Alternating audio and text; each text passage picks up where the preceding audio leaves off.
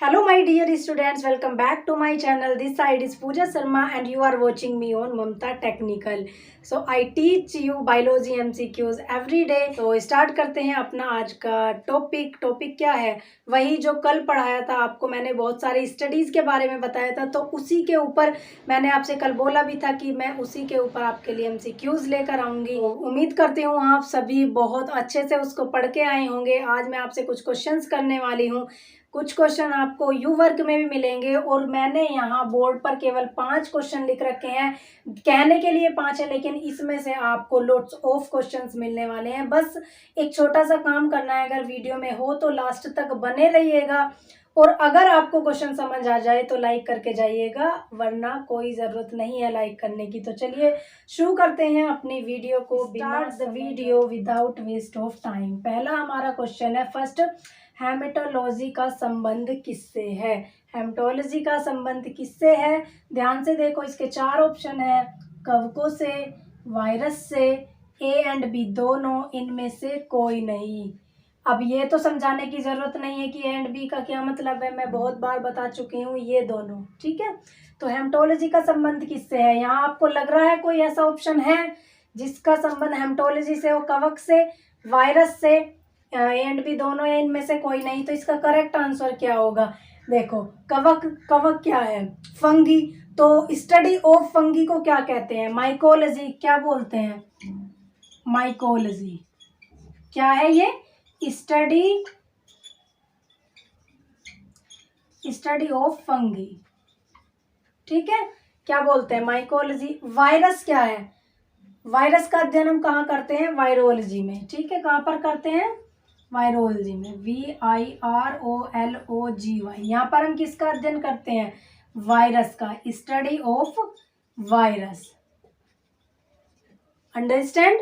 तो यहाँ इसका करेक्ट आंसर क्या होगा? डी, इनमें से कोई नहीं। अब इसका जो आंसर है वो क्या होगा? आप सोच रहे होंगे कि हेमेटोलॉजी का संबंध किससे है, तो इसका संबंध है ब्लड से। ठीक है, तो यहाँ हम किस चीज की स्टडी करते हैं?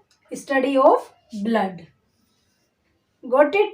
नेक्स्ट हमारा क्वेश्चन है, कैंसर के अध्ययन को क्या कहते हैं? ध्यान से देखो, कैंसर, CANCER, कैंसर की स्पेलिंग ये होती है CANCER। तो कैंसर के अध्ययन को क्या कहते हैं? ओंकोलॉजी। हिंदी में लिखा है यहाँ पर ओंकोलॉजी, थर्ड पे भी लिखा है ओंकोलॉजी, और डी ऑप्शन है उपयुक्त सभी। यहाँ आपको ध्यान से देखना, ये आप लगा दोगे सीधा यहाँ पर ऑप्शन में, आप ये लगा दोगे, लेकिन आपको इसके 4 ऑप्शन देखने हैं। ओंकोलॉजी, यहाँ भी ओंकोलॉजी है, लेकिन इनमें फर्क क्या है? ये है कैपिटल लेटर में और ये है स्मॉल लेटर में। तो इसका राइट आंसर होगा डी, सभी। इसका राइट आंसर होगा डी, सभी। यहाँ पर देखो, थर्ड क्वेश्चन क्या है? हेप्टोलॉजी। हेप्टोलॉजी के अंतर्गत हम किसका अध्ययन पढ़ते हैं? अभी मैंने उसको पढ़ा भी दिया आपको, अगर ध्यान से देख रहे हो तो याद आ गया होगा। हेप्टोलॉजी के अंतर्गत हम किसका अध्ययन करते हैं? लीवर का, यकृत का, खून का, या ए एंड बी दोनों। तो यहाँ पर आपको ध्यान से देखना है, लीवर मिस यकृत होता है। लीवर को हिंदी में यकृत कहते हैं, यकृत को हिंदी में इंग्लिश में लीवर कहते हैं। तो इसका करेक्ट आंसर होगा डी, ए एंड बी दोनों। ठीक है, हेप्टोलॉजी का संबंध किससे? हेप्टोलॉजी के अंतर्गत हम क्या पढ़ते हैं? लीवर का, स्टडी ऑफ लीवर का क्या पढ़ते हैं? Study of liver. कहाँ पढ़ते हैं हम? हेप्टोलॉजी के अंतर्गत। ओके, मैंने बताया भी था कि हेप्टाटैन करके एक टैब वो आती है सिरप, वो हम कब पीते हैं? जब हमें लीवर की कोई समस्या हो जाती है। ठीक है, तो ये खून का, और खून की स्टडी, हम खून का अध्ययन कहाँ करते हैं? अभी बताया आपको, यहाँ हेमेटोलॉजी के अंतर्गत। ओके, सो थर्ड क्वेश्चन हो गया। फोर्थ क्वेश्चन है हमारा, ऊलॉजी शब्द का क्या तात्पर्य है? ऊलॉजी। ठीक है, ऊलॉजी शब्द का क्या तात्पर्य है? मतलब इसका संबंध किससे है? क्या तात्पर्य है इसका?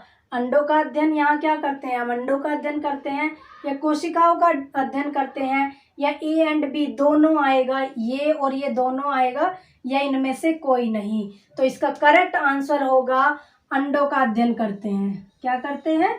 अंडों का अध्ययन। ऊलॉजी के अंदर क्या करते हैं हम? पक्षियों के अंडों का अध्ययन करते हैं। किसके अंडों का अध्ययन करते हैं? पक्षियों के अंडों का। और कोशिका का अध्ययन हम कहाँ करते हैं? साइटोलॉजी के अंतर्गत, ठीक है, CYTOLOGY, साइटोलॉजी के अंतर्गत हम क्या करते हैं?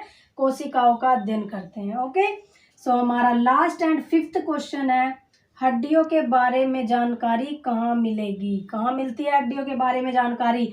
ऐसा नहीं है कि मैं आपसे ये पूछूंगी कि जिसकी हड्डी टूट गई वहाँ मिलेगी या हॉस्पिटल में मिलेगी, ऐसा नहीं, यहाँ ऑप्शन है, इसी में से ही आपको आंसर देना होगा। ओके, तो पोमोलॉजी के अंतर्गत मिलेगी या ऑस्ट्रियोलॉजी के अंतर्गत मिलेगी या वायरोलॉजी के अंतर्गत मिलेगी या माइकोलॉजी के अंतर्गत मिलेगी?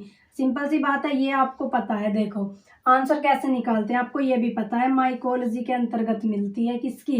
किसका अध्ययन करते हैं यहाँ पर हम? फंगी का, ठीक है। कवकों का अध्ययन करते हैं यहाँ माइकोलॉजी में, कवकों का।